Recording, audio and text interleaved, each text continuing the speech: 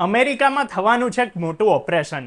Trump સરકારે શિકાગોમાં immigration ક્રેકડાઉનનું planning કર્યું છે અને આ કોઈ એક સામાન્ય રેડ નથી થવાની, પણ મિલિટરી સ્ટાઇલ ઓપરેશન જેવું થશે.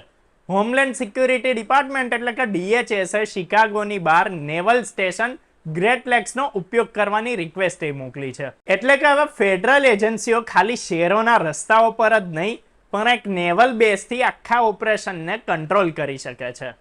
આ ન્યૂઝ અમેરિકાના પોલિટિક્સ અને ત્યાંના ઇમિગ્રન્ટ્સ એમ બંનેને માટે મોટા ઝટકા સમાન છે. તો ભાઈ એની ડિટેલ શું છે, શું થઈ રહ્યું છે અને શું થવાનું છે એ બધું જ કહી દઈએ તમને આ એક વિડીયોમાં. ટ્રમ્પ છેલ્લા કેટલાક સમયથી શિકાગોને ટાર્ગેટ કરતા જોવા મળી રહ્યા છે.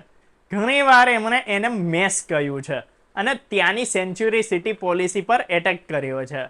હવે એમની ગવર્મેન્ટ ઈચ્છે છે કે શિકાગોમાં મોટા પાયે રેડ્સ થાય અને ડિપોર્ટેશન થાય.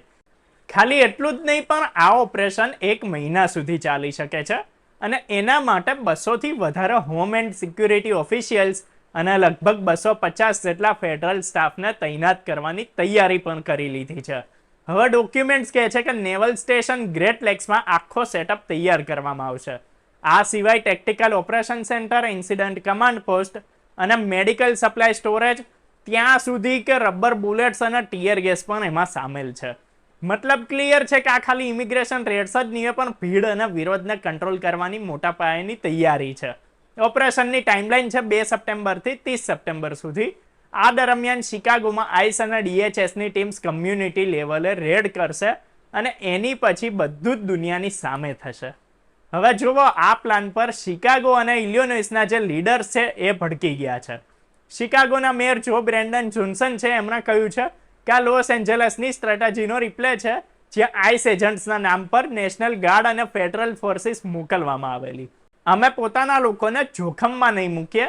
ઇલિનોઇસના ગવર્નર જેબી અને સેનેટર ટેમીએ પણ એને અનકોન્સ્ટિટ્યુશનલ કહ્યું છે. એમનું કહેવું છે કે મિલિટરી બેઝનો આ પ્રકારના ડોમેસ્ટિક લો એન્ડ ઓર્ડરમાં ઉપયોગ કરવો ખોટો છે અને અમેરિકાના કાયદાઓની વિરુદ્ધ છે. હવે ખાલી નેતા જ નહીં, પણ કમ્યુનિટી ગ્રુપ્સ પણ તૈયારી કરી રહ્યા છે લોકોને એમના રાઇટ સમજાવવા માટે, જેથી રેડ્સની વખતે એમને ખબર પડે કે શું કરવું અને શું ના કરવું. હવે આ આખું ઓપરેશન ટ્રમ્પના એ વચનની તરફ ઇશારો કરે છે જે એમણે ઇલેક્શન વખતે આપેલું, એટલે કે માસ ડિપોર્ટેશન કેમ્પેઇન. એ વચન કે જે એમણે ઇલેક્શન વખતે આપેલું, પહેલા આવું ઓપરેશન લોસ એન્જલસ અને વોશિંગ્ટનમાં દેખાઈ ચૂક્યું છે. હવે શિકાગો અને એની પછી ટાર્ગેટ પર છે ન્યુયોર્ક. એટલે ક્લિયર છે કે ટ્રમ્પ સરકાર ઇમિગ્રેશન અને ક્રાઇમને પોલિટિકલ ટૂલની જેમ જ ઉપયોગ કરી રહી છે. તો એ શિકાગોમાં આ ઓપરેશન થવાનું છે એ એક શહેરની જ વાત નથી, પણ એ મેસેજ છે આખા અમેરિકા માટે. તો સવાલ તો એ પણ છે કે શું એનાથી ખરેખર ક્રાઇમ અને ઇમિગ્રેશન કંટ્રોલ થશે કે પછી આ ટ્રમ્પનું એક પોલિટિક્સ જ છે? તમે શું માનો છો? તમારો શું ઓપિનિયન છે? કમેન્ટ કરીને કહી શકો છો. આ વિડીયોમાં અત્યારે આટલું જ. આવા જ વિડીયોઝ જોતા રહેવા સબસ્ક્રાઇબ કરો અર્બન ગુજરાતી.